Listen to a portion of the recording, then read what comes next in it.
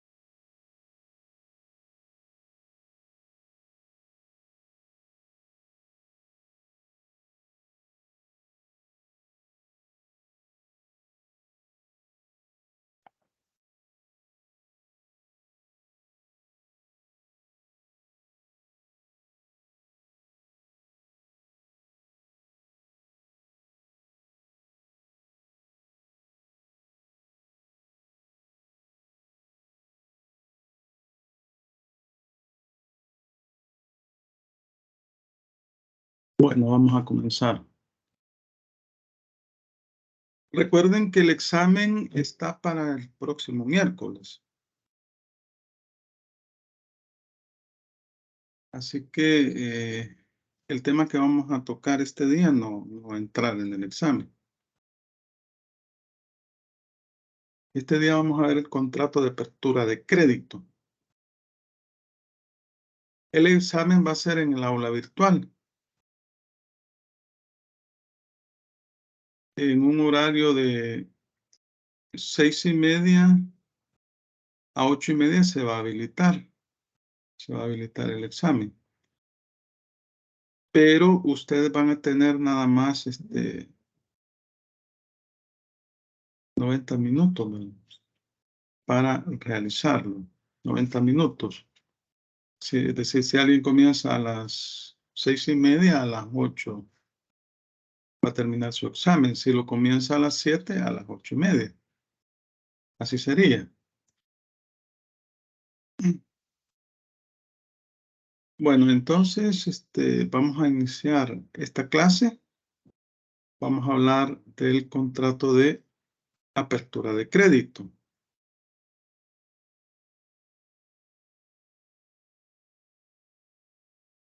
Que la apertura de crédito, ¿cómo lo clasificarían ustedes? ¿Como operación activa, operación pasiva o neutra? ¿Cómo la clasificarían? Es evidente, ¿va?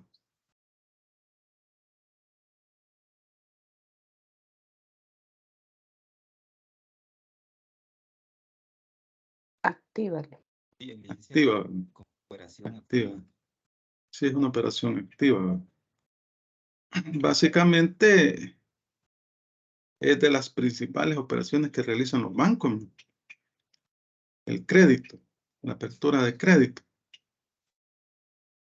Obviamente que para realizar, para prestar el banco, necesita primero captar fondos del público. Es decir, que es el mismo dinero del público el que utiliza para prestarle al mismo público. En el artículo 51 de la ley de bancos, por aquí la tengo, la ley de bancos, 51. Ahí vamos a, ya lo hemos leído en clase anteriormente. Quiero ver, 51. Ahí está.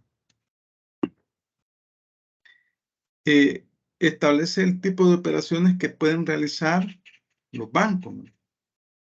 Y ahí vemos, los bancos podrán efectuar las siguientes operaciones en moneda nacional o extranjera.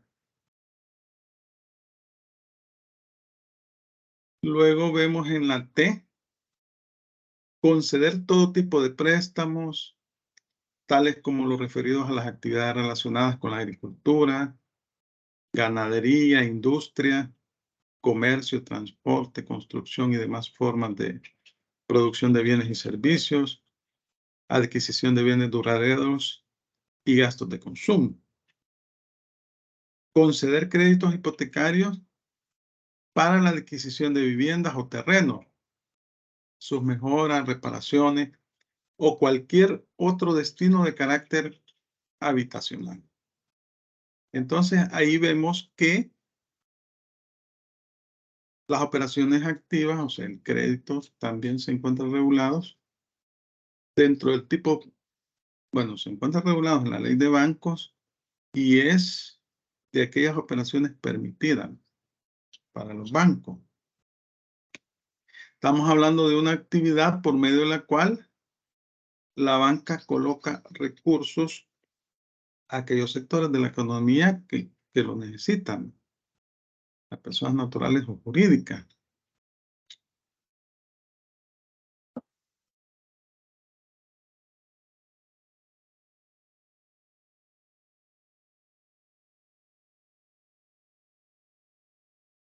Entonces, antes de hablar del contrato de apertura de crédito, vamos a hablar de ciertas generalidades respecto de lo que es el crédito. Fíjense que esta expresión crédito proviene del latín credere, que significa confiar. Eso significa confiar. Entonces acá resulta que cuando un banco le concede un préstamo a un cliente, lo que está haciendo es confiándole dinero que no es del banco. Ese dinero no es del banco, sino que es de los depositantes, para que éste lo pueda utilizar. Y entonces resulta que debe de existir esa confianza en el cliente, del banco hacia el cliente, en el sentido que el banco va a recuperar su dinero y confía en que el cliente le va a pagar.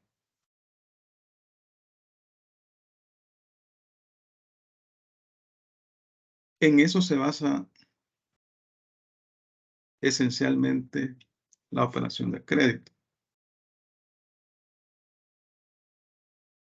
Entonces, al banco, como decíamos, le interesan las condiciones personales del sujeto, del cliente. Y por eso le solicita una serie de documentación. ¿Verdad? ¿Para qué? ¿Para qué? Para garantizarse que va a recibir o va a recuperar ese crédito. Entonces, aquí estamos hablando de que la persona natural o jurídica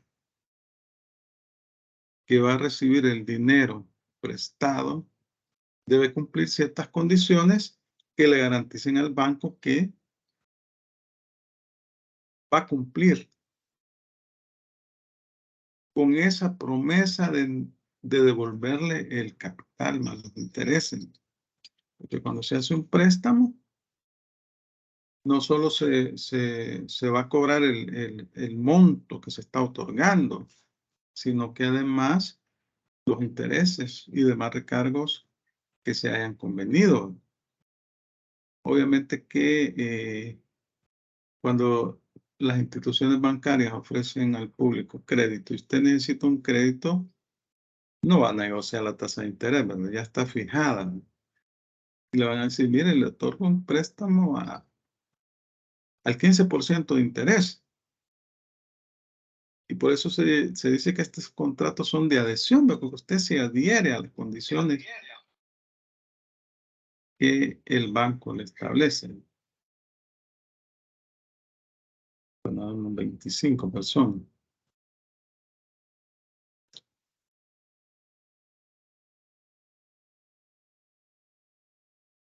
Obviamente que quien necesita el dinero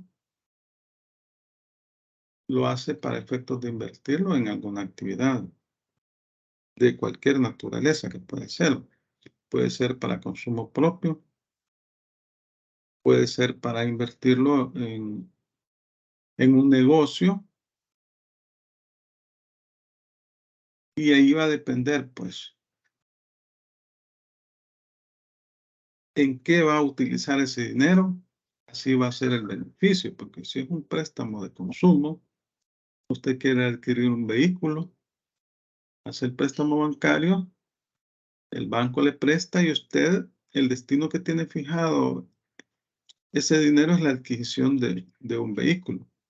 Pero si usted tiene una empresa mercantil y usted necesita capital de trabajo para invertirlo en la empresa, ese va a ser el destino que le va a dar a usted a ese dinero.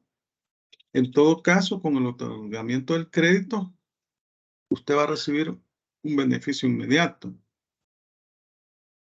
ya sea dinero o mercancía, porque se puede dar el caso de que usted adquiera mercancía al crédito. Le da crédito, usted tiene un pequeño almacén o una tienda y adquiere mercancía para la venta, como para sus inventarios. Entonces, usted le dan la mercancía al crédito y luego la va pagando.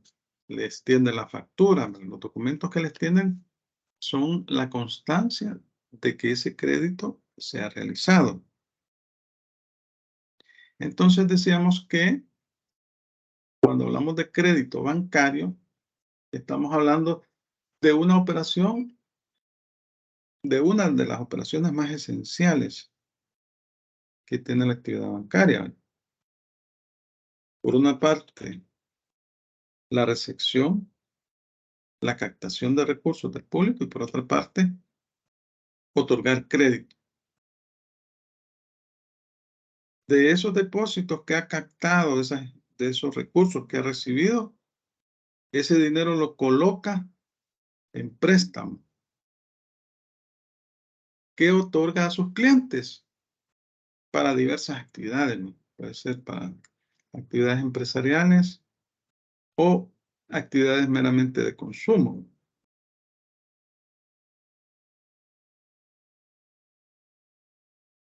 Aquí tenemos una clasificación del crédito por el plazo de vencimiento y por el destino. En el caso del plazo de vencimiento, en la ley de bancos se establece el criterio de la clasificación de los créditos en corto, mediano y largo plazo. Vamos a ver el artículo 59 de la ley de bancos.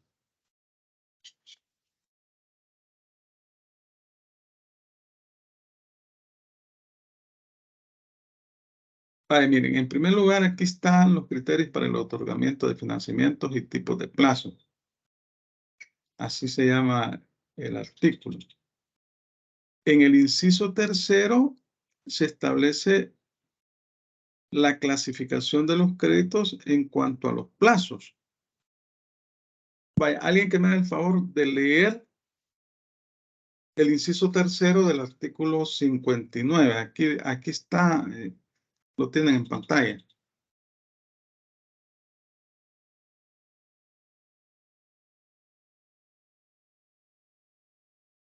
Buenos Inciso días, yo se tercero. lo leo. Dele, Va. compañero. Inciso tercero, para el otorgamiento de créditos, estos se conceptúan de corto plazo cuando sean hasta un año, de mediano plazo cuando sean de más de un año, pero no excedan de 5 años, y de largo plazo los de más de 5 años. Gracias. Hasta un año es de corto plazo. De más de un año, pero menos de 5 años es de mediano plazo. Y de más de 5 años es de largo plazo. Normalmente los créditos hipotecarios son de largo plazo, de 15 a 25 años. Pero fíjense que este artículo también establece los criterios para el otorgamiento de financiamiento y tipos de plazos, dice. Entonces, hágame el favor de leer el inciso primero y segundo también, por favor.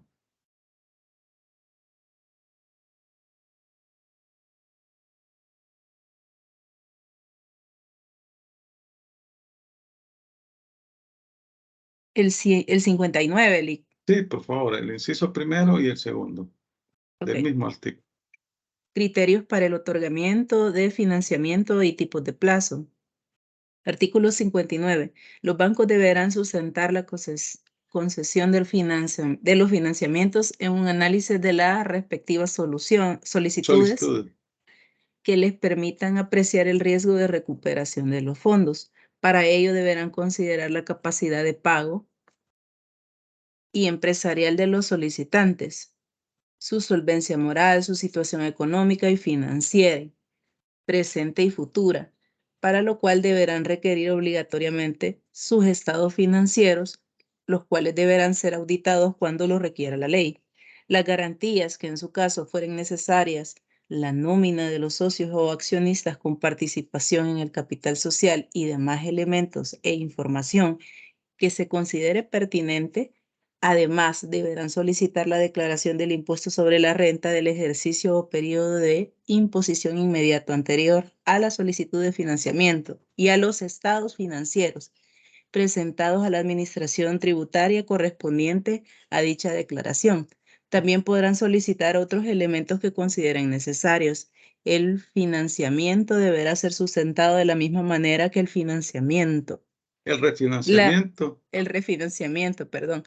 La Superintendencia del Sistema Financiero deberá normar para el fiel cumplimiento de lo dispuesto anteriormente para la calificación de los financiamientos. De los financiamientos, correcto. Cuando obtengan recursos del Banco Multisectorial de Inversiones o de otras fuentes de crédito, los bancos concederán préstamos guardando armonía en las condiciones del financiamiento establecidas por la fuente de que se trate. Si los recursos obtenidos fueren en moneda extranjera, podrán conceder préstamos y los deudores obligarse al pago de la misma moneda extranjera. Vale, gracias. Ya leímos el inciso tercero. Aquí cuando dice Banco Multisectorial de Inversiones, es Bandesal actualmente. Vaya, entonces vemos que aquí se establecen algunos criterios para el otorgamiento de financiamiento que establecen los bancos. Luego tenemos por el destino. Y aquí volvemos al artículo 51 de la ley de bancos, ¿no? Puede ser para actividades productivas o para consumo. Ahí va a depender, ¿no? Si son actividades productivas es porque la persona que va a utilizar el crédito probablemente es un comerciante y lo va a invertir en su empresa mercantil. O también el hecho de que va a construir, por ejemplo, va a remodelar completamente su casa. Al final es una inversión.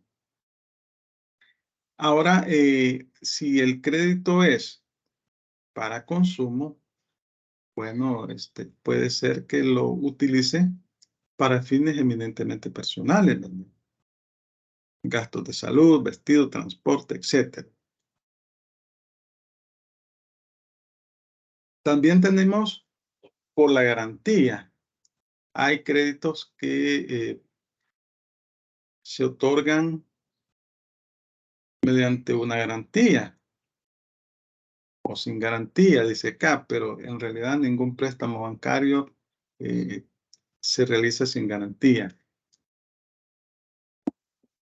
Lo que sucede es que cuando son préstamos personales, si no le piden fiador, ellos también contratan una aseguradora en caso que usted se quede desempleado, si es asalariado.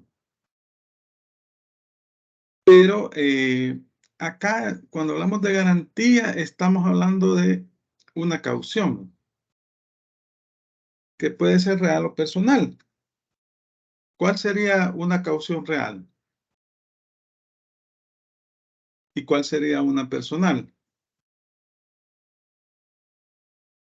Una real sería una casa o o algo así.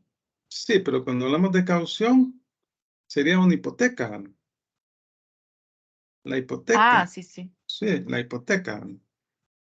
Luego, la personal, ¿cuál sería?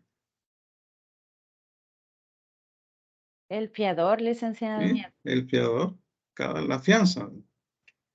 Ajá, entonces ahí estamos hablando que en esos casos normalmente se da cuando son créditos de vivienda. La misma vivienda sirve de garantía o de caución, se constituye una hipoteca. Pero cuando son créditos personales, no siempre se pide un fiador. Sí, no, actualmente ya no, ¿verdad? Más que todo solicitan fiador estas cooperativas, ¿verdad? Actualmente lo que sucede es que el banco contrata con una aseguradora y en caso de que usted se quede desempleado, ahí el seguro responde por un plazo determinado. Sí, actualmente casi no, rara vez, ¿verdad? Están pidiendo, pero también se da. Ahí el banco es el que decide en consideración a sus condiciones personales. Ahora bien, en realidad, como decimos, puede suceder que el banco establezca una garantía o puede ser que no.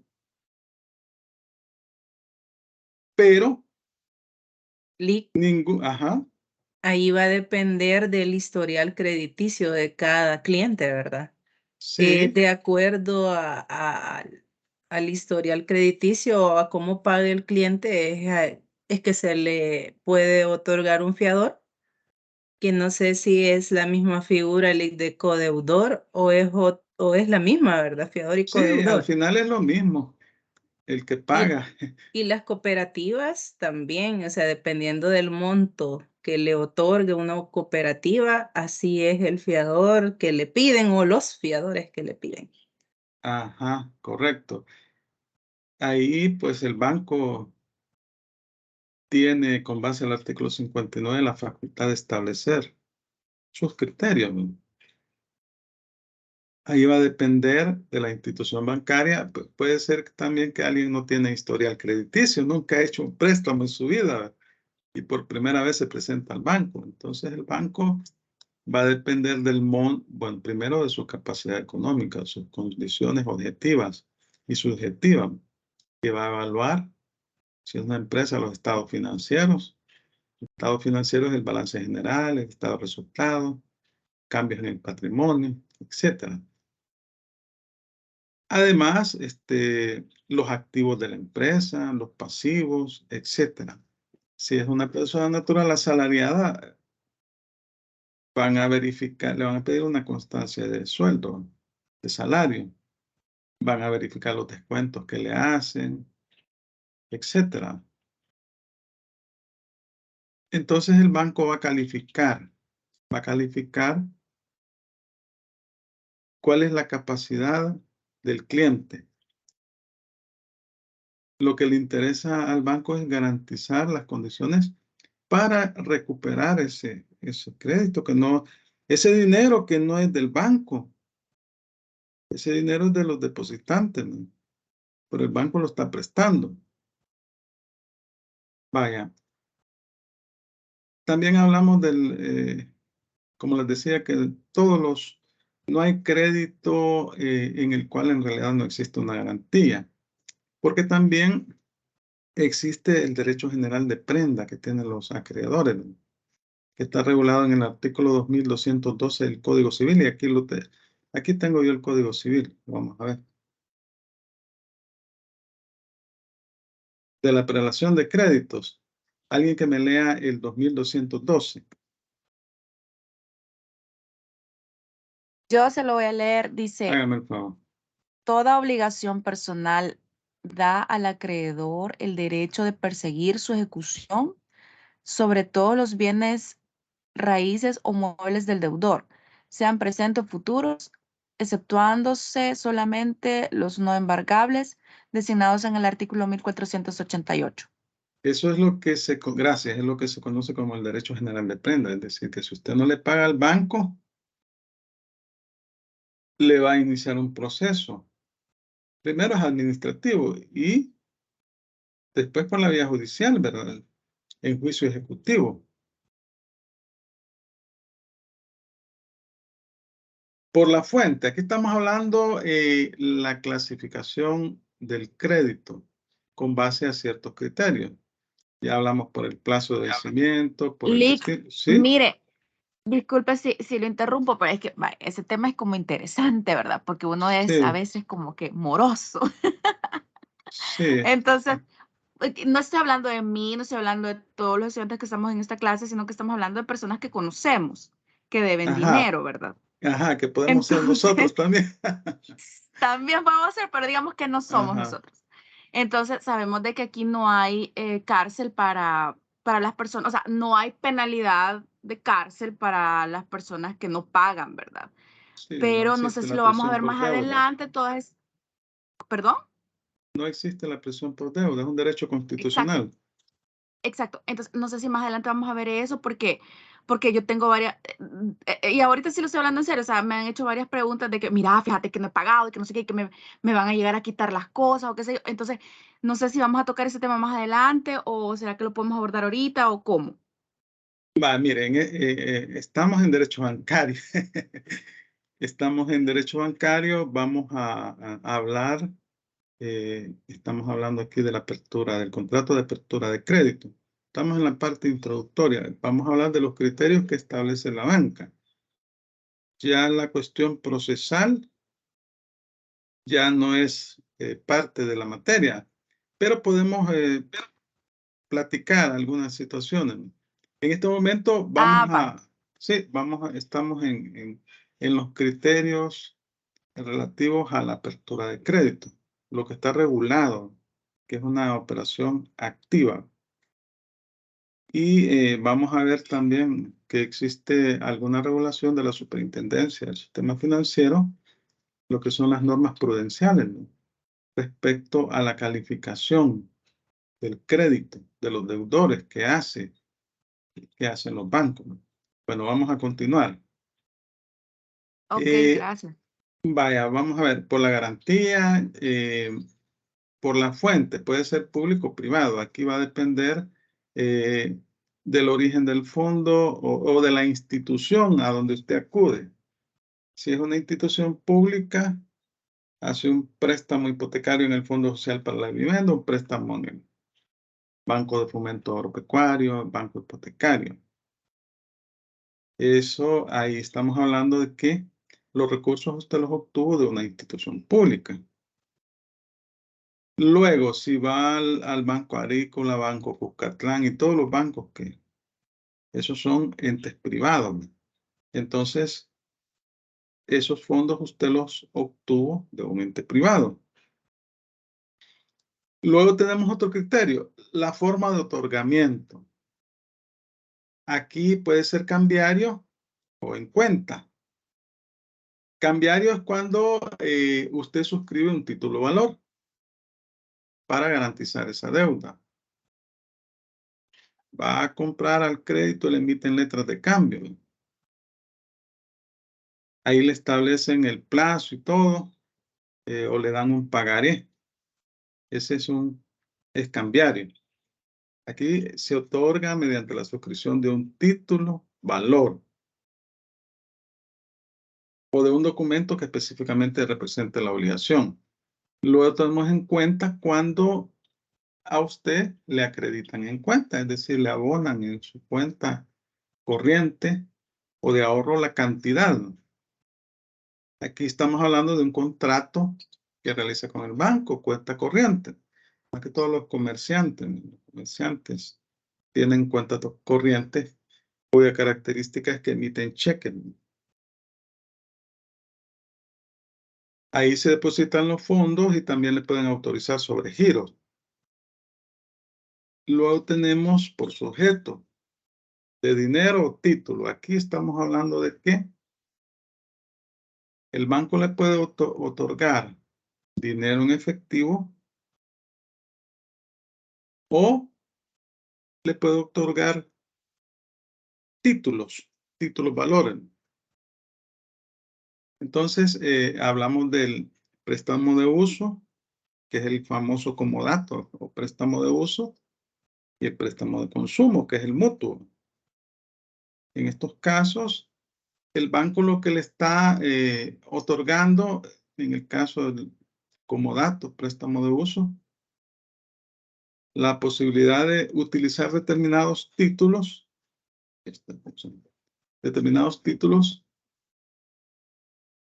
para un determinado fin. Por ejemplo, le entrega el caso que usted obtiene títulos, acciones de una sociedad, ¿no?, para un plazo determinado. Eso le va a servir para que usted pueda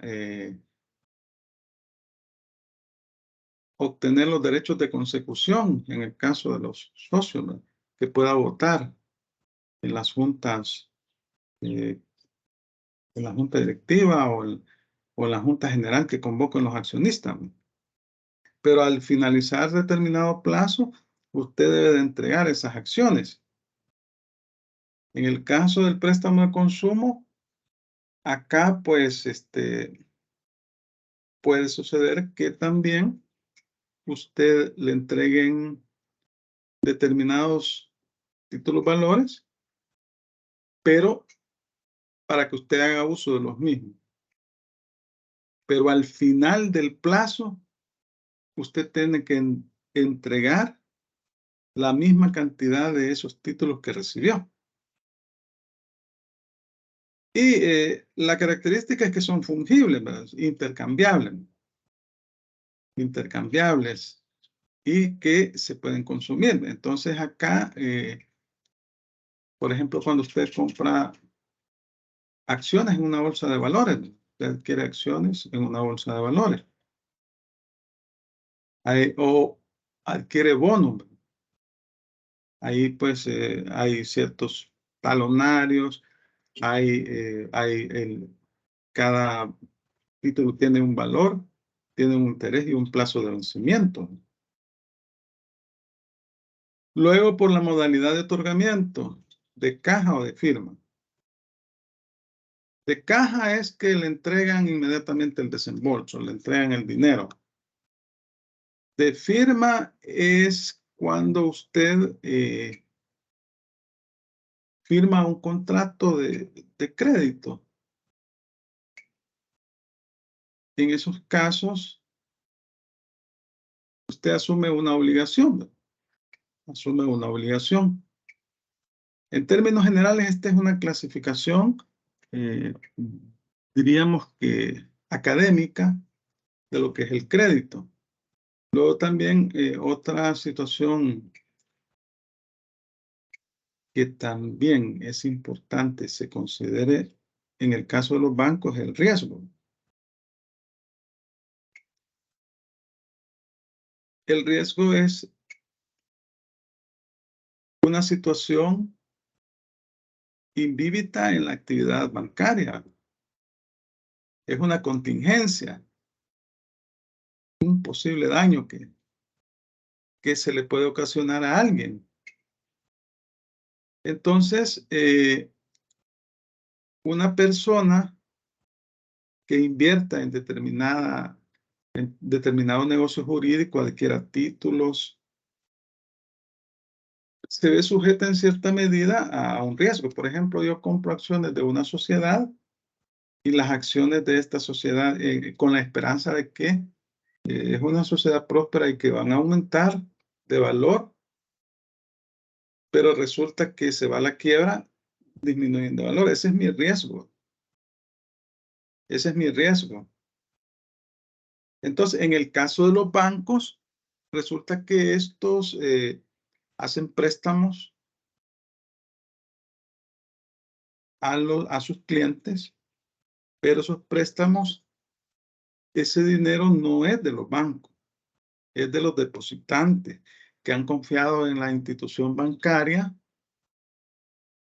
en entregarle su dinero para que lo administre y le pague una tasa de interés, ¿verdad? Entonces el banco le presta a sus clientes. El banco confía en terceros ese dinero que no es del banco, con la esperanza de que le va a ser reintegrado el monto que se le prestó, más los intereses, más los recargos que se pudieron haber ocasionado. Entonces, en ese sentido, la Superintendencia del Sistema Financiero ha regulado esta actividad con una norma prudencial, la NCB 22, normas para clasificar los activos de riesgo crediticio y constituir las reservas de saneamiento. Los artículos 1, 4, 5 y 6 son interesantes de esta norma. Vamos a ver si por aquí la tengo. Esta norma. Licky, esa norma ya la compartió en el aula virtual. Se la voy a compartir, el material se lo voy a compartir en el transcurso del día. O sea, yo siempre comparto el material, por eso no se preocupen. Vaya, gracias. Vaya, miren, aquí vemos el objeto de la norma. Las presentes normas tienen por objeto regular la evaluación y clasificación de los activos de riesgo crediticio según la calidad de los deudores y exigir la constitución de reservas mínimas de saneamiento de acuerdo a las pérdidas esperadas de los respectivos activos. En el artículo 2 establece los sujetos, ¿no? Están obligados a respetar esta norma. Son los bancos, las entidades financieras. También estaban sujetos al cumplimiento de las presentes normas las entidades que, estando bajo la competencia de la superintendencia, integren un conglomerado financiero y posean activos en riesgo crediticio. Y las subsidiarias también de esos conglomerados. Fíjense que en el artículo 4 clasifica cuáles son los activos de riesgo. Aquí establece que para los efectos de estas normas se considerarán como activos de riesgo crediticio todas las operaciones que de alguna manera significan financiamientos directos o indirectos. Financiamientos directos o indirectos a favor de personas naturales, jurídicas o grupos de personas, como las siguientes operaciones. Estos son los activos de riesgo, los préstamos, los descuentos, pagos por cuenta ajena, intereses y otros productos por cobrar, otras cuentas por cobrar, otros créditos no clasificados, operaciones de arrendamiento financiero, créditos contingentes, préstamos con garantía de póliza, desembolsos, en el caso de bancos, préstamos vencidos provenientes de fianzas honradas, para las sociedades de garantía recíproca, el monto avalado, afianzado o garantizado por ella. En esta norma, la palabra crédito debe entenderse como activo de riesgo crediticio. Y aquí ¿Y los descuentos por qué? ¿Y los descuentos es por una qué representan un operación. riesgo? Sí, es que el descuento es una operación bancaria, lo vamos a ver después del crédito. Es decir, es un contrato que celebra el banco con, no es, ¿cómo se llama? No es como usted lo entiende, sino que es una operación bancaria, la vamos a ver en su oportunidad. Vaya. Pero el banco aquí gana una especie de comisión. Entonces, acá vemos también cómo los va agrupando. Dice los créditos para empresas, que los va definiendo, créditos para vivienda, créditos para consumo. Y pues establece aquí los criterios de evaluación. Ustedes pueden ver. Yo les voy a subir la norma para que ustedes tengan más o menos una idea de cómo ellos.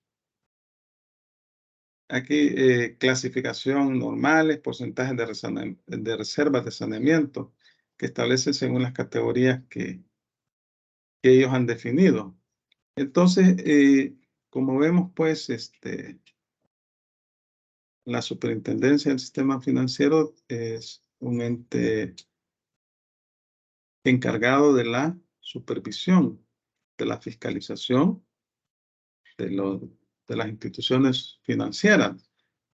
Emite normativa prudencial y esta normativa debe ser aprobada por el Banco Central de Reserva. Y entonces, pues, vemos que como el crédito en sí representa un riesgo, es un activo de riesgo para los bancos, entonces se han tomado, bueno, la molestia, digamos, por decirlo así, de regular esta actividad, establecer criterios de riesgos, dependiendo del tipo de crédito y dependiendo del tipo de actividad y de sujeto. Y entonces aquí veíamos en el 59 de la Ley de Bancos algunos criterios generales que establece la banca. Por ejemplo, aquí vemos su solvencia moral, dice, etcétera. Vaya.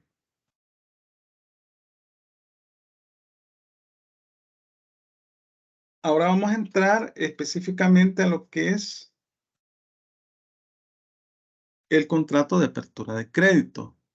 En el artículo 1105 del Código de Comercio se establece una especie de definición para efectos legales. Vamos a buscar el Código de Comercio.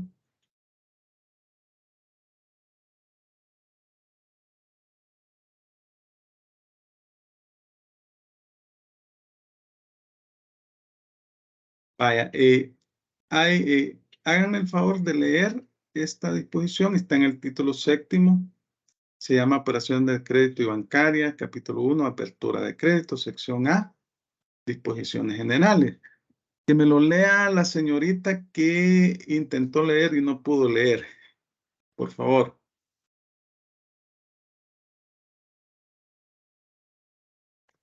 Yo era el... Creo que sí. Sí. Dice, por la apertura de crédito, el acreditante se obliga a poner una suma de dinero a disposición del acreditado o a contraer por cuenta de este una obligación para que él mismo haga uso de crédito concedido en la forma convenida, obligándose a su vez el acreditado a restituir al acreditante la suma de que disponga o el importe de la obligación que contrajo y a pagarle los intereses, gastos y comisiones que se hubieran estipulado. Vaya, gracias. ¿Quién es el acreditante? Es el banco. ¿Quién es el acreditado? Es el cliente. El acreditante, o sea, el banco se obliga a poner una suma de dinero a disposición del acreditado, o sea, el cliente. El futuro deudor, ¿verdad? O a contraer por cuenta de este una obligación para que él mismo haga uso del crédito concedido en la forma convenida, obligándose a su vez el acreditado, o sea, el cliente, a restituir al acreditante, el banco, las sumas que disponga o el importe de la obligación que contrajo y a pagarle los intereses, gastos y comisiones que se hubieran estipulado o a contraer por cuenta de una obligación. ¿Y esto cómo se puede dar?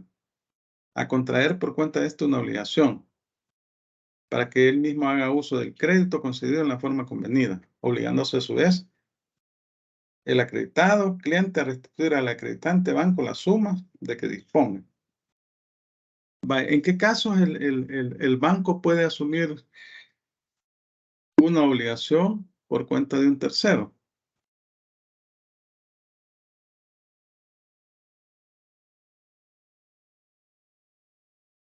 Así, una operación sencilla.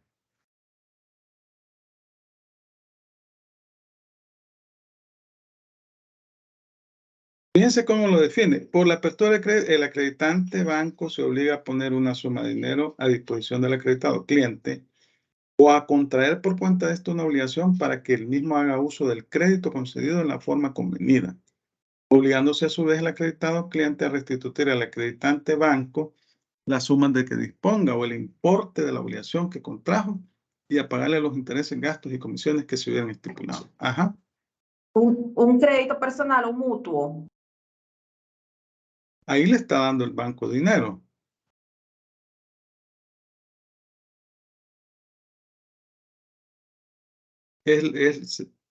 Ahí estamos hablando de la primera parte, la definición. Se obliga a poner una suma de dinero a disposición del acreditado, del acreditante. Pero la segunda parte, cuando dice a contraer por cuenta de este, o sea, del acreditado, o sea, del cliente, una obligación para que él mismo haga uso del crédito concedido en la forma convenida, obligándose a su vez el acreditado, cliente, bueno, etcétera.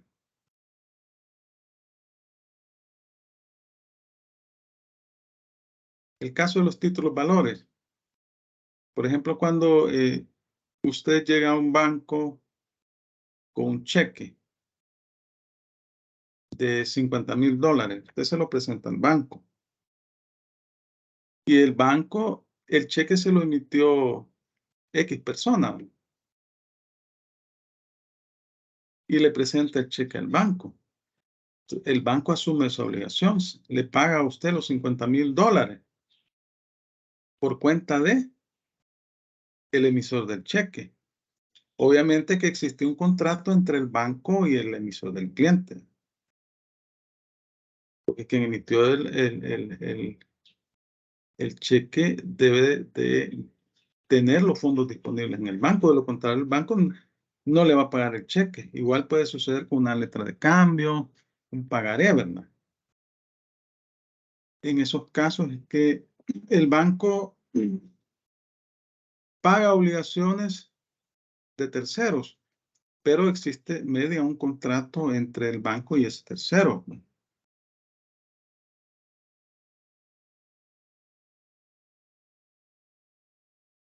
Y pues acá les vuelvo a repetir el 51 del artículo de la ley de banco, en donde se establece esta actividad que realizan los bancos, la actividad del crédito. Entonces, ¿cuáles son los elementos del contrato de apertura de crédito? Solo son dos, ¿verdad? El acreditante, que es el banco, y el acreditado, que es el cliente. Esos son los dos sujetos que intervienen. Cuando usted hace un préstamo, debe de cumplir con las obligaciones establecidas en ese préstamo. De lo contrario, se va a ver expuesto a que el banco inicie una acción judicial en su contra. Y una vez que existe una sentencia definitiva, pues ahí usted va a tener que pagar. Entonces, ¿qué es lo que se obliga a usted a pagarle al banco? Primero, el capital, el dinero que le prestó. Segundo, debe pagar intereses. Debe pagar intereses. Debe también cubrir todos aquellos gastos en que incurre la institución financiera, gastos administrativos para darle el préstamo, las comisiones. Y estas comisiones a veces se pagan aunque usted no haya recibido el dinero. Por ejemplo, cuando hablamos de organismos internacionales, financieros internacionales, recuerdo yo que el Estado de El Salvador había contratado un préstamo con el BESIE, el Banco Centroamericano de Integración Económica, para la construcción del edificio de la Asamblea Legislativa. Fue aprobado el préstamo pero el edificio nunca se construyó, ¿verdad? Entonces, en estos préstamos internacionales, el contrato de préstamo que se publica en el diario oficial y que es de conocimiento público para las personas que puedan tener interés, ahí se establecía una comisión, el pago de una comisión por el no uso del crédito. No recuerdo cuánto era, pero era alto. Y mientras el Estado de El Salvador no utilizaba esos fondos o no iniciaba, tenía que estarle pagando una comisión al Banco Centroamericano de Integración Económica. Vaya, vamos a ver las disposiciones. El artículo 1108, el importe de la obligación que contrajo. Artículo 1108 del Código de Comercio. ¿Alguien que me haga el favor de leerlo?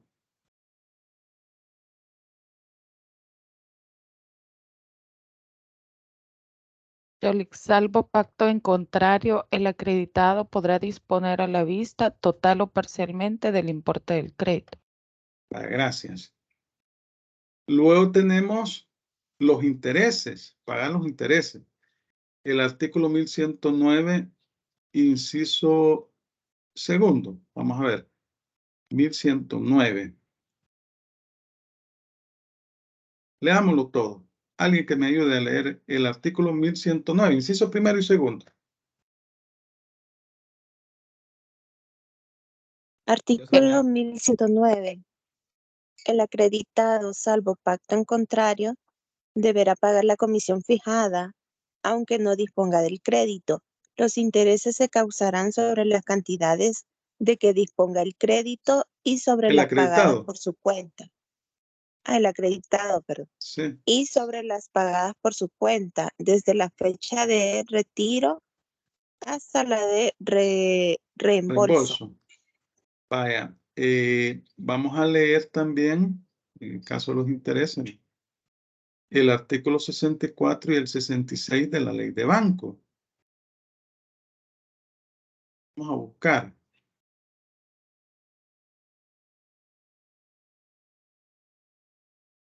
Miren, el 64 es un poco largo. El 66 habla de las tasas activas.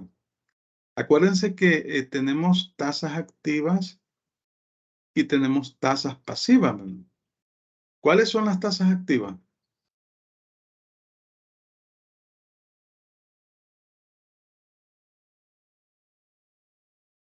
A ver. Las tasas activas, ¿cuáles son? ¿Y cuáles son las tasas pasivas? Las activas son las que yo le pago al banco por el otorgamiento de un crédito. O al revés, las que cobra el banco cuando otorga el crédito. Ajá, ¿y las pasivas? Las que el banco me paga a mí, por ejemplo, por un depósito a plazo. Ajá. Eso es. Vaya, miren, acá en el 64 se habla de las tasas de interés. Alguien que me haga el favor de leerlo. Tasas de interés. Artículo 64. La cosa siempre me sale. No la puedo quitar. Ah, hoy sí. Vaya. Permítanme, vamos a ver. Artículo 64. ¿Quién me lo lee?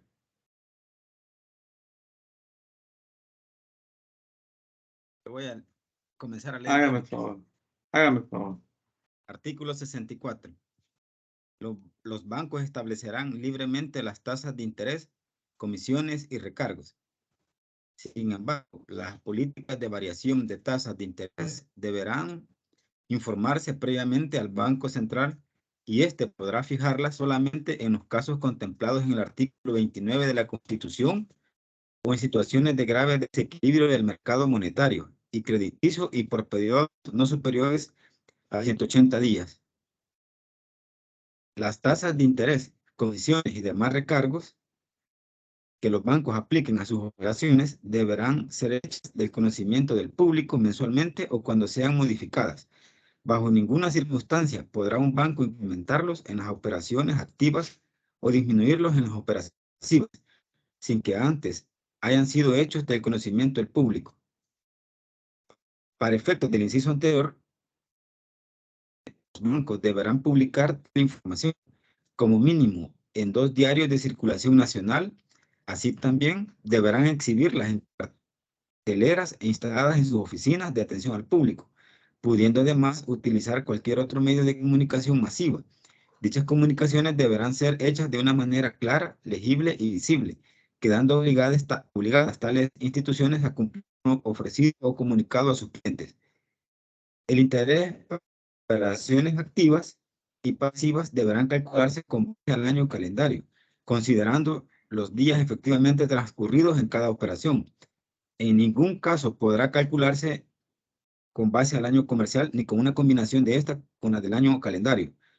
El Banco Central publicará con una frecuencia de por lo menos una vez al mes las tasas de interés promedio de los bancos.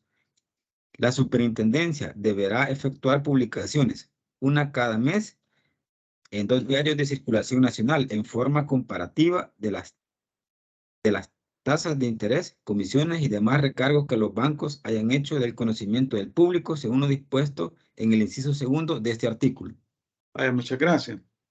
Como ven, las tasas de interés se encuentran reguladas también en la ley de bancos y el cobro de las mismas, si bien es cierto, las definen los bancos, no son arbitrarias y deben de hacerse del conocimiento del público en periódicos de circulación nacional, forma mensual en las instalaciones de los bancos. Uno llega al banco y ve ahí las tasas que cobran. Ahora, las tasas activas son las que cobran por los intereses. Vamos a leer brevemente esta disposición, esta es bien larga. Tasas activas, artículo 66, cuando cada banco deberá establecer y hacer de conocimiento público una tasa de referencia única para sus operaciones de préstamos en moneda nacional y otra para sus operaciones de préstamos en moneda extranjera. Los bancos establecerán las tasas de interés en relación a la tasa de referencia por ellos publicada. Para las operaciones de préstamo con tasa de interés ajustable, en el contrato que se celebre al efecto deberá quedar expresamente establecido el diferencial con relación a la tasa de referencia que se aplicará durante la vigencia del préstamo, la periodicidad de sus ajustes y el interés moratorio que se cobrará en caso de mora. El diferencial establecido será el máximo y el interés moratorio se mantendrá fijo hasta la extinción total de la respectiva obligación crediticia. Las modificaciones en la tasa de interés de referencia será aplicada a todos los préstamos que los bancos otorguen con tasas ajustables. Bueno, aquí dice en este inciso, se prohíbe cobrar intereses que aún no hayan sido devengados. No obstante, pacto en contrario. Todo pago se imputará primeramente a intereses y el saldo remanente se deberá al capital. No podrá pactarse ni cobrarse intereses sobre intereses devengados y no pagados. Sin embargo, para facilitar el acceso a los préstamos de 5 y más años destinados a financiar inversión o adquisición de vivienda, los bancos podrán utilizar sistemas de pago de cuotas ajustables que contemplen la capitalización de intereses, pero en ningún caso podrá capitalizarse los intereses derivados de atrasos en los pagos o intereses moratorios. Las tasas de interés sobre operaciones activas deberán aplicarse únicamente por los saldos insolutos durante el tiempo que tales saldos estuvieran pendientes. En caso de mora, el interés moratorio se calculará y pagará sobre los saldos en mora y no sobre el saldo total, no obstante, pacto en contrario. Vamos a ver. La superintendencia deberá emitir las disposiciones que permitan la aplicación de este capítulo. Asimismo, vigilará el cumplimiento de dichas disposiciones y sancionará la violación a las mismas, así como los casos en que las publicaciones sean equívocas o induzcan a error. Aquí estamos hablando de normas prudenciales que va a emitir la superintendencia. Bueno, ustedes deben de leer todo el artículo en su caso, el artículo 66. ¿no? Y vemos también el artículo 1106. Artículo 1106 del Código de Comercio. ¿Alguien que me haga el favor de leerlo?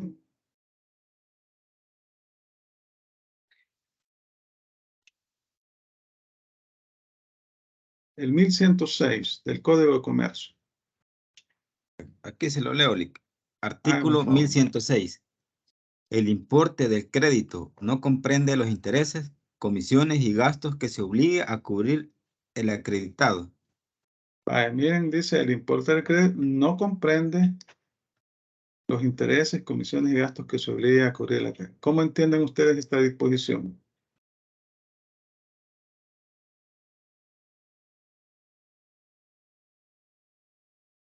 Que en el contrato no me va a especificar cuando dice el monto otorgado, me va a decir, digamos, solo los 5,000, pero no me va a decir a mí los intereses que voy a pagar por ese crédito.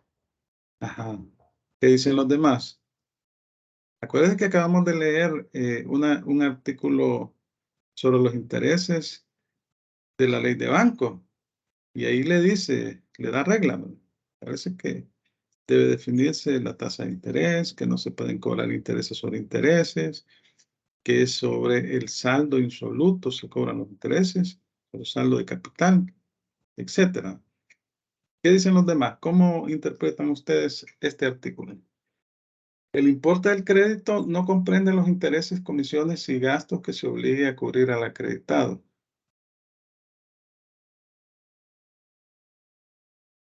Yo lo que entiendo, licenciado, es de que dentro de la suma que a usted le otorgan en crédito, no le suman los intereses, ni comisiones, ni gastos, sino que en el caso de las comisiones, lo que yo he podido observar es que en las comisiones le restan de su crédito las comisiones y los gastos. Es decir, si usted hace un crédito, por ejemplo, de $5,000, le descuentan 200 en comisiones.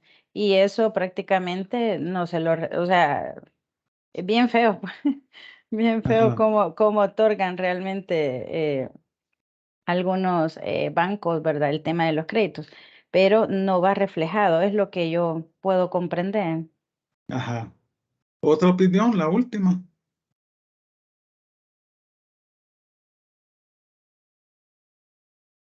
Abonando un poco lo que dice la compañera, cuando le otorgan un crédito, ese crédito tiene un monto fijo y los intereses se van dependiendo de cómo ha pactado con el banco, los intereses van calculados dependiendo de cómo el banco lo haga y las comisiones, los gastos que se obligue a cubrir el acreditado. Cuando dice gastos que se obligue, se me ocurre tal vez el pago del notario, por ejemplo, eso se cobra aparte, le cobran aparte las comisiones, los intereses, pero el monto no se toca, el monto siempre es el monto. Eso Ajá. entiendo, Yoli. Sí.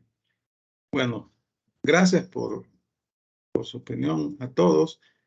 Y todos han estado, pues, en cierta medida en lo correcto. Es decir, que lo último que usted dijo es interesante.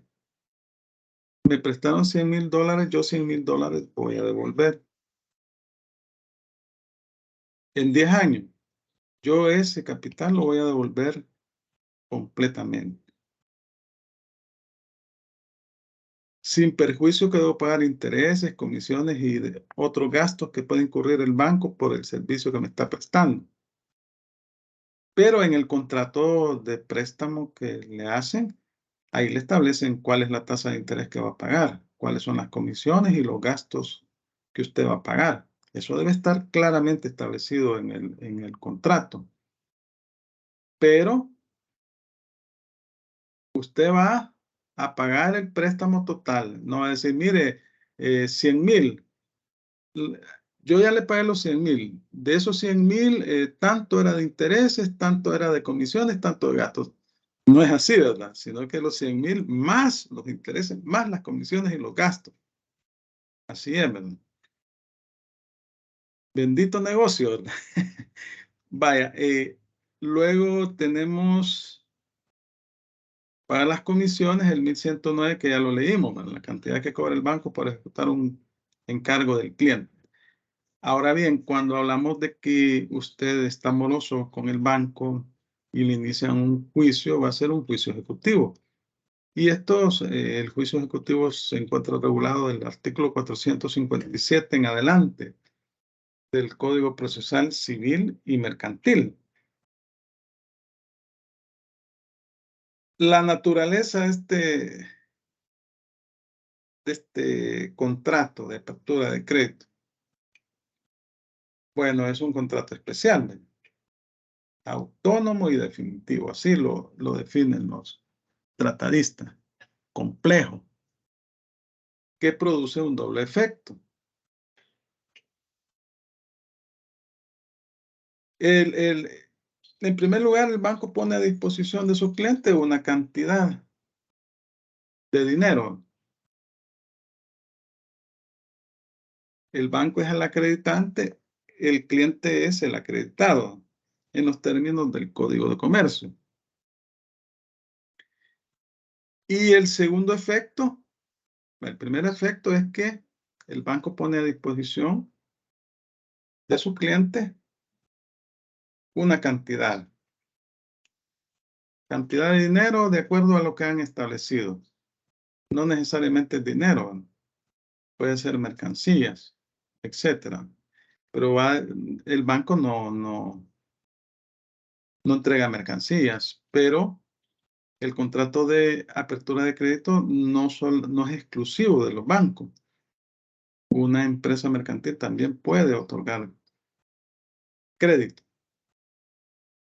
Luego, el segundo efecto son las disposiciones del crédito. ¿Qué hace el cliente? Obviamente, firma un contrato con el banco. El cliente tiene un destino definido. Y luego el acreditado, o sea, el cliente, el deudor, dispone de ese crédito para los fines que se establecieron en el contrato. Y se obliga a cumplir con el pago de capital, más intereses, más comisiones, etcétera, en el plazo que han estipulado en el contrato. Ese es el doble efecto. Entonces, estamos hablando que es un contrato especial, es autónomo, es definitivo y es complejo.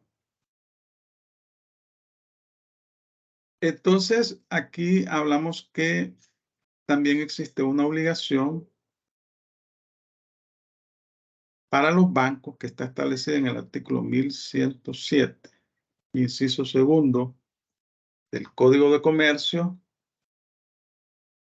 que la falta de determinación respecto a la cuantía es imputable al banco. O sea, como firman un contrato que lo firma entre el banco acreditante y el cliente que es acreditado. Si no se estipula en forma clara la cuantía, va a ser imputable al banco. Y este va a responder por los daños y perjuicios que le pueda causar al acreditado. Vamos a leer el artículo 1107, inciso segundo.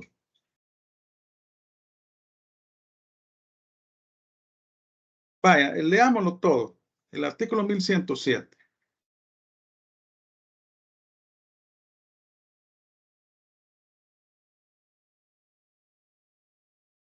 Ahí lo tienen en pantalla. Hagan el favor de leer. Artículo 1107. La cuantía del crédito será determinada o determinable por su finalidad o de cualquier otro modo convenido. La falta de determinación se imputará al acreditante, quien responderá de los daños y perjuicios que la ineficiencia del contrato cause al acreditado. No se puede pactar contra lo dispuesto en este artículo. Vaya, entonces, cuando habla que debe responder por los daños y perjuicios, hacemos referencia a una indemnización, ¿verdad? Para reparar el daño que se le puede ocasionar. Es bien difícil que en un contrato de crédito no se establezca el monto. Es bien difícil.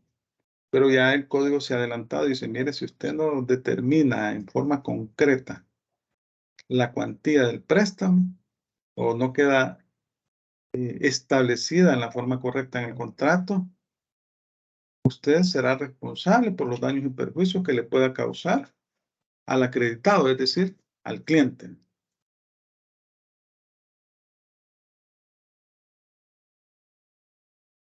Bueno, tenemos diferentes clases de apertura de crédito. Y aquí, pues, lo que estamos analizando son las disposiciones legales de este contrato que están establecidas a partir del artículo 1105 del Código de Comercio. Por sujeto podemos clasificarlo o podemos decir, es una clase de dinero y de firma. De dinero, pues acá el banco se compromete a poner a disposición del cliente una suma de dinero para que el cliente disponga de ese dinero en los términos que han sido pactados en ese contrato que celebró el banco con el cliente, o sea, el acreditante con el acreditado.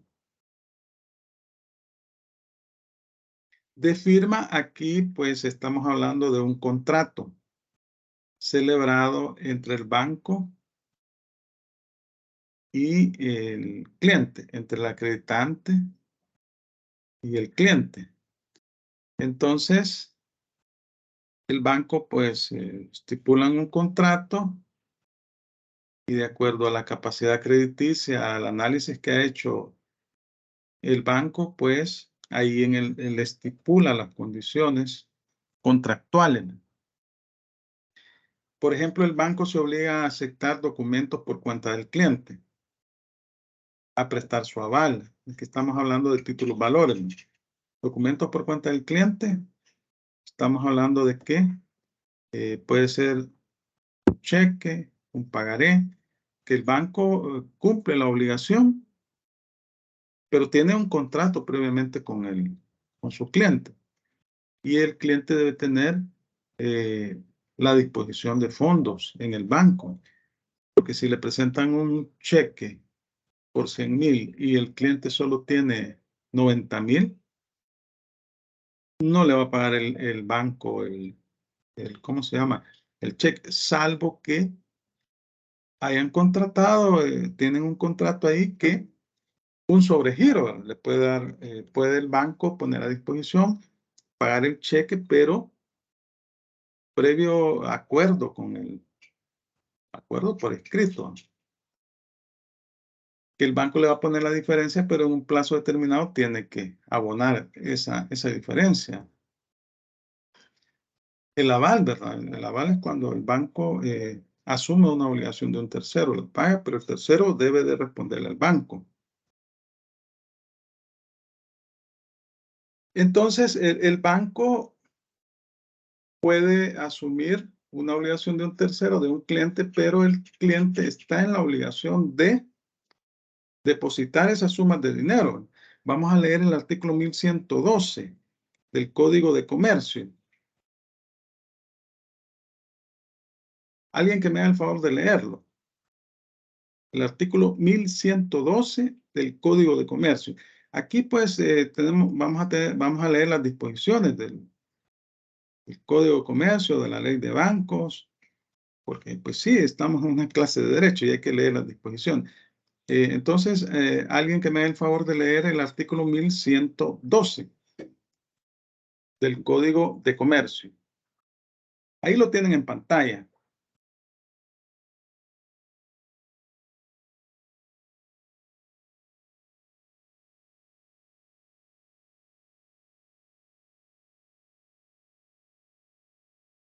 ¿Quién lo lee? Artículo, Yanli, Hágame el favor. artículo 1112. Salvo pacto en contrario, siempre que en virtud de una apertura de crédito el acreditante se obligue a aceptar u otorgarle letras, a suscribir pagarés, a prestar su aval o en general a aparecer como endosante o signatario de un título por cuenta del acreditado, éste quedará obligado a constituir en poder del acreditante la provisión de fondos suficientes a más tardar el día hábil anterior a la fecha en el que el documento aceptado, otorgado o suscrito deberá hacerlo efectivo. La aceptación, el endoso, el aval o la suscripción del documento, como la ejecución del acto que resulte obligación que contraiga el acreditante por su cuenta del acreditado, debe no constituir la provisión mencionada.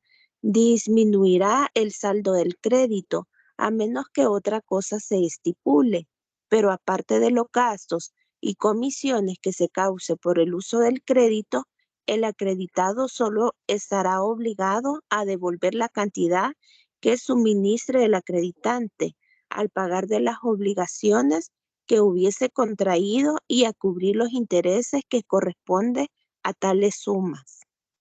Vaya, gracias. Entonces vemos que acá, pues, cuando hablamos de firma, se ha firmado un documento con el banco y el banco puede poner a disposición de su cliente una suma de dinero, o puede el banco aceptar una obligación del cliente. Puede pagar esa obligación. Se presentan títulos, valores, pero el cliente está en la obligación, o sea, el acreditado está en la obligación de poner a disposición del banco esos fondos. Si usted no ha hecho un contrato con el banco, emite un cheque por 10,000 y solo tiene 9,000 en su cuenta, el banco no va a pagar ese ese cheque, salvo que usted haya negociado con el banco un contrato y que le pueda dar sobregiro, ¿verdad? O pueda asumir esas obligaciones. Tenemos también por la forma de disposición. Tenemos el contrato de apertura de crédito simple. Aquí estamos haciendo referencia cuando el crédito se agota por la simple disposición que dé el acreditado, es decir, cuando el banco le otorga el crédito a la persona y éste hizo uso de esos fondos para el fin que se haya fijado en el contrato. Entonces, cuando ya eso significa que se extinguió el monto del crédito y no queda más que cumplir con la obligación de pago en los términos que están establecidos en el contrato. Aquí se pone un pequeño ejemplo. Se pacta una apertura de crédito por $100,000, de los cuales podría disponer el acreditado dentro del término de un año para pagar el importe de cada disposición 90 días después de hecha esta, o sea, una vez que tuvo el préstamo. El acreditado dispone de la totalidad del crédito en los primeros 3 meses y paga en la forma convenida a los 90 días. El contrato habrá terminado por extinción del crédito, ya que el acreditado dispuso de la totalidad del mismo. El banco le prestó los $100,000.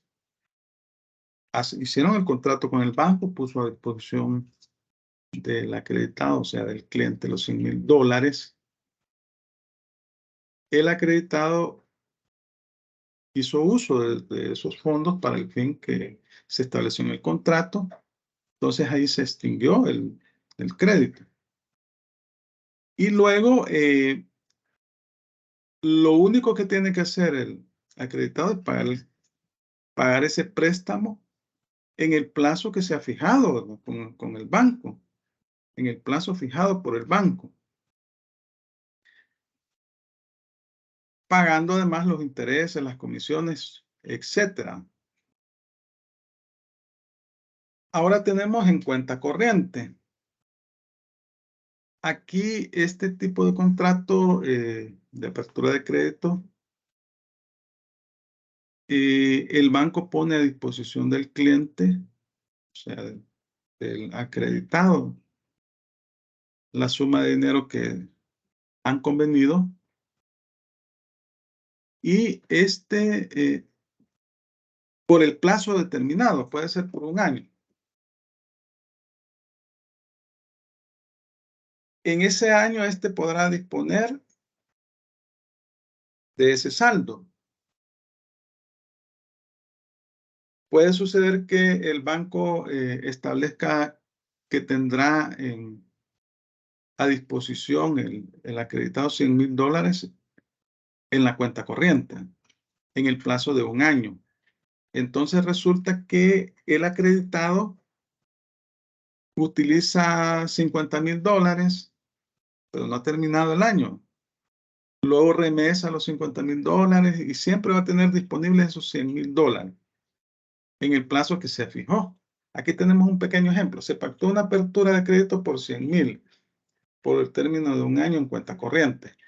El acreditado dispone el primer mes de los $100,000 y al mes siguiente abona $80,000. O sea, en el primer mes tiene a disposición los $100,000. De estos utiliza, dispone $100,000. Luego abona $80,000. Entonces, el acreditado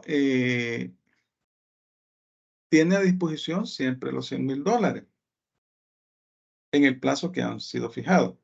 Y luego puede ir abonando, puede ir jugando con el dinero hasta que finalice el plazo que han establecido con el banco.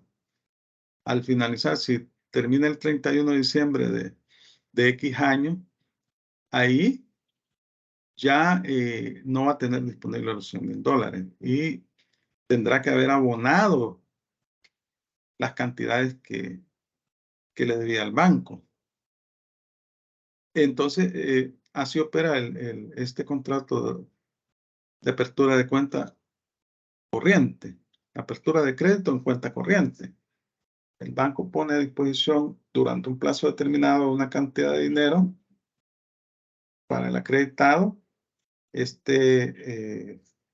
Utiliza ese dinero, hace abonos y todo, y puede mantener el saldo hasta la finalización del plazo. Puede suceder que le puso a disposición los $100,000, luego sacó los $100,000, pero el siguiente día abonó $80,000, va a tener, y luego le faltan $20,000, puede abonar los otros $20,000, y así va jugando, va utilizando ese dinero en ese tope máximo de $100,000. Va haciendo retiros, hace abonos durante un año. Así se maneja este contrato de apertura de crédito en cuenta corriente.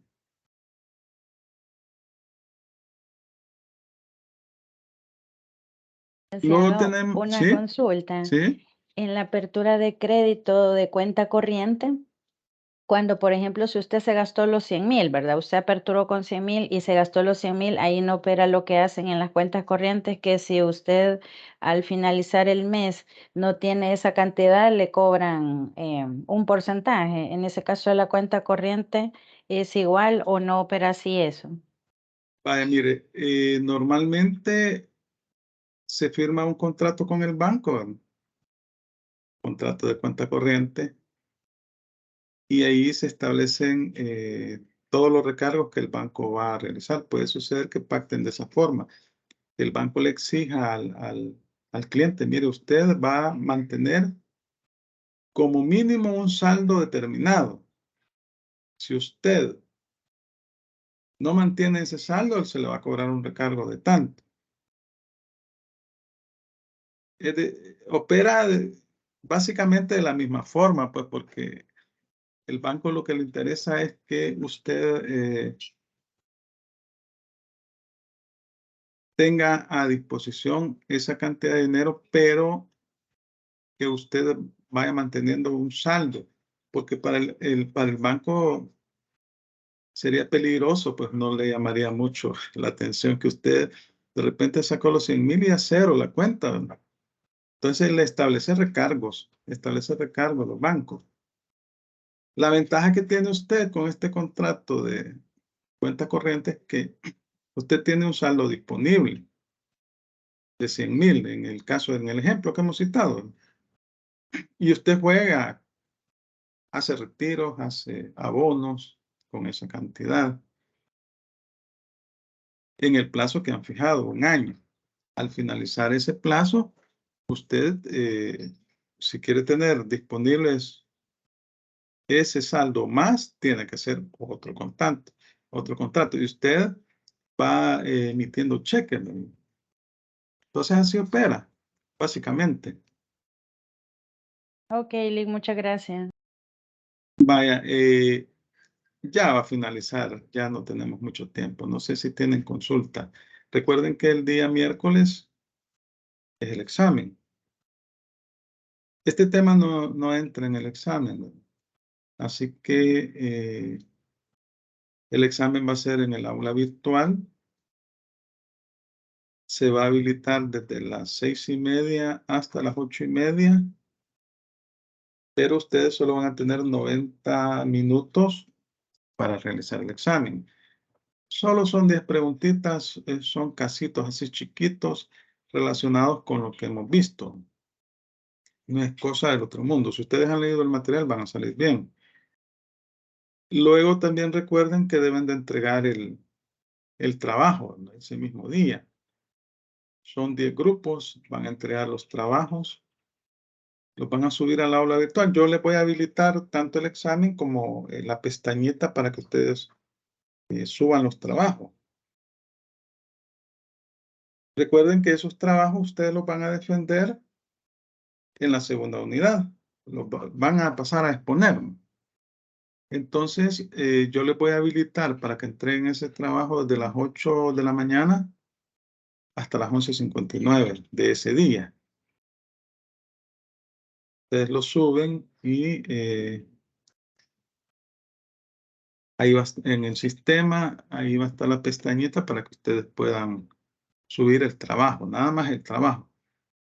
Porque en la segunda unidad lo que van a subir es las diapositivas, o sea, la exposición de PowerPoint, la presentación que ustedes van a hacer, pero eso es en la segunda unidad, entonces se les va a calificar la presentación y la exposición.